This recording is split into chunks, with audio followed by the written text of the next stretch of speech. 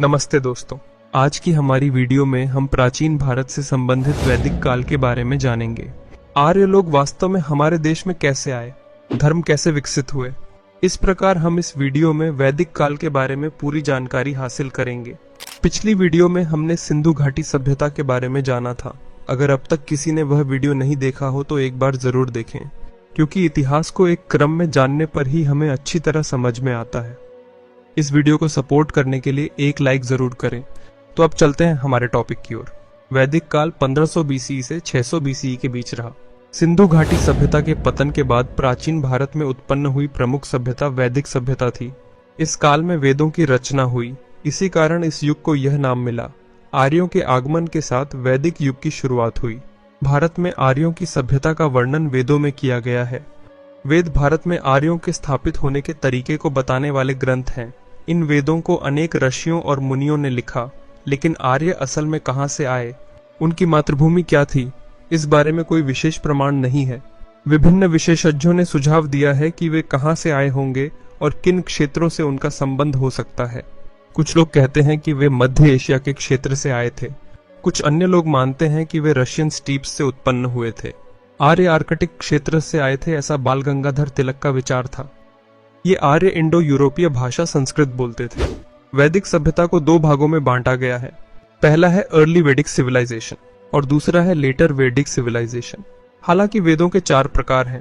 पहला है ऋग्वेद, यह दुनिया का सबसे पुराना ग्रंथ है। इसमें 128 श्लोक हैं। दूसरा है यजुर्वेद, यह कर्मकांडों को संचालन करने के मार्गों से संबंधित है।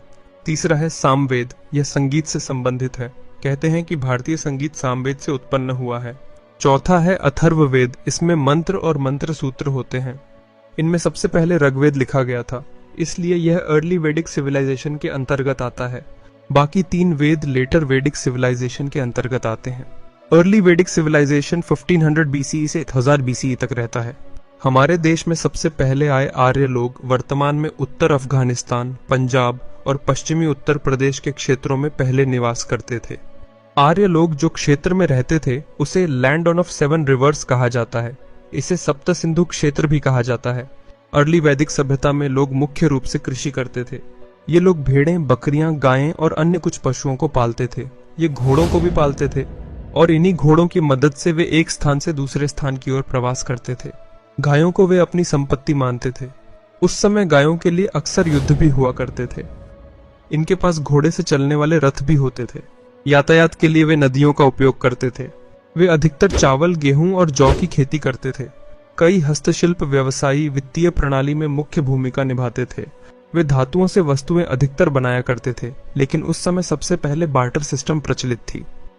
बार्टर सिस्टम का मतलब है वस्तु विनिमय। आज हमें कोई वस्तु चाहिए तो हम पैसे देकर खरीदते हैं, लेकिन उस समय लोग अपनी जरूरत की वस्तुएं दूसरों से लेते थे और बदले में उन्हें उनकी जरूरत की चीजें देते थे। इस तरह एक दूसरे की वस्तुओं का आदान प्रदान किया जाता था। लेकिन बाद में निष्का कहे जाने वाले सोने के सिक्के आए। इन सिक्कों के माध्यम से वे अपनी आवश्यक वस्तुएं दूसरों से प्राप्त करते थे। आर्यों में परिवार में पिता को सबसे बड़ा और मुख्य माना जाता था, लेकिन कुछ समय बाद आर्यों के बीच आपसी झगड़े होने लगे। इन झगड़ों के कारण आर्य विभाजित हो गए। इस तरह एक ही पेशे से जुड़े लोग एक कबीले की तरह और दूसरे पेशे से जुड़े लोग दूसरे कबीले की तरह बन गए।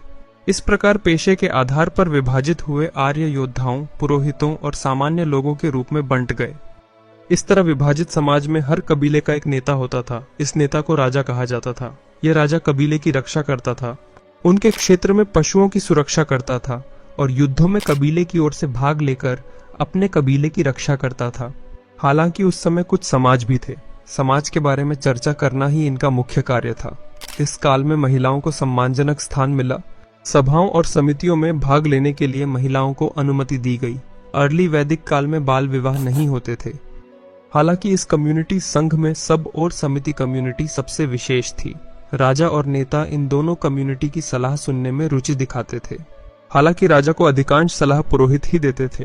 पुरोहित समाज में होने वाले कई कार्यक्रमों के लिए राजाओं को प्रोत्साहित करते हुए उनकी विद्या की सराहना करते थे। इन्होंने ऐसा करने के बदले में गायें और कुछ दासों को राजा से प्राप्त किया। हालांकि राजाओं के बाद सबसे अधिक महत्व सेनाओं को दिया जाता था। इस काल को आयरन एज भी कहा जाता है। इस आयरन से वे अधिकतर हथियार बनाते थे। यहाँ युद्धों के होने का एक कारण था। हालांकि इनमें से अधिकांश युद्ध भूमि के लिए होते थे, और क्योंकि उनके पास अधिक हथियार थे, वे आयरन से बने हथियारों का उपयोग करके युद्ध करते थे। हालांकि पहले हमने जो सेनानी कहा, वे आयरन के खंजर और तलवारों का उपयोग करते थे। राजा इन्हें युद्ध के लिए इस्तेमाल करते थे। राजा सैनिकों को स्थायी रूप से पालते नहीं थे। युद्ध के समय ही कुछ कबीलों से इनकी आवश्यकता के अनुसार लोगों को युद्ध में शामिल किया जाता था। अर्ली वैदिक काल में गांवों का निर्माण नहीं हुआ था। वे अधिकतर प्रवास करते थे, एक स्थान से दूसरे स्थान की ओर जाते थे, इसलिए गांवों का निर्माण संभव नहीं हो सका। अर्ली वैदिक काल में लोग देवताओं की पूजा करते थे। इनका प्रमुख देवता इंद्र था और दूसरा प्रमुख देवता अग्नि था। आर्य के जीवन में अग्नि का बहुत महत्व था। वे पृथ्वी, अग्नि, वायु और वर्षा को देवता मानकर उनकी पूजा करते थे। महिला देवताओं से संबंधित कोई मंदिर नहीं थे और मूर्ति पूजा भी नहीं थी। इस प्रकार अर्ली वैदिक सभ्यता 1500 बीसीई से 1000 बीसीई तक समाप्त हो गई। इसके बाद लेटर वैदिक सभ्यता आई जो 1000 बीसीई से 600 बीसीई तक थी। इस लेटर वैदिक सभ्यता में राजनीति और धर्म में कई बदलाव आए। इस लेटर वैदिक सभ्यता के दौरान आर्य लोग उस क्षेत्र से पूर्व की ओर बढ़कर पूर्वी उत्तर प्रदेश और बिहार को कब्जा कर चुके थे। इसके अलावा इस काल में कबीले गांवों के रूप में फैलकर जनपदों में बदल गए। इतना ही नहीं, उस समय राजाओं के अधिकार बढ़ गए। राज्य को जनपद कहा जाने लगा और राजा को सम्राट कहा जाने लगा। हालांकि अर्ली वैदिक काल में पेशे के आधार पर लोग विभाजित थे, लेटर वैदिक काल के आते आते वे जातियों के रूप में बन गए। पुरोहित ब्राह्मणों के रूप में, योद्धा क्षत्रियों के रूप में और सामान्य लोग वैश्यों के रूप में बने।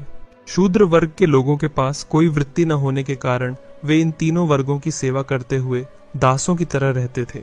ये व्यावसायिक विभाजन जाति व्यवस्था में परिवर्तित हो गए। उस समय कई जातियां उपजातियों के रूप में विकसित हुई थीं। जाति को बहुत अधिक महत्व दिया जाता था। इस काल में छोटे छोटे राज्य मिलकर महाजनपदों जैसे राज्य बने। प्रारंभिक वैदिक काल में महिलाओं को समाज में अच्छा स्थान प्राप्त था, लेकिन लेटर वैदिक काल आते ही समाज में उनका स्थान घट गया। सभाएं और समितियों जैसी सार्वजनिक सभाओं में महिलाओं को अनुमति नहीं दी गई। बाल विवाह सामान्य बात बन गई। इसी काल में गोत्रों की भी उत्पत्ति हुई और कृषि मुख्य व्यवसाय था। कुम्हार और बढ़ई जैसे औद्योगिक कार्य भी प्रचलित थे। वैदिक काल के अंत में कृषि मुख्य जीवन निर्वाह का साधन बन गया और लोग स्थायी जीवन जीने लगे। लकड़ी के हल की सहायता से वे भूमि जोतते थे। इसी प्रकार इस काल में लोहे का अधिक उपयोग किया गया और इसके कारण लोगों ने जंगलों को काटकर अधिक भूमि को खेती योग्य बनाया। इस काल में ब्रह्मा, विष्णु, शिव की पूजा अधिक की जाती थी।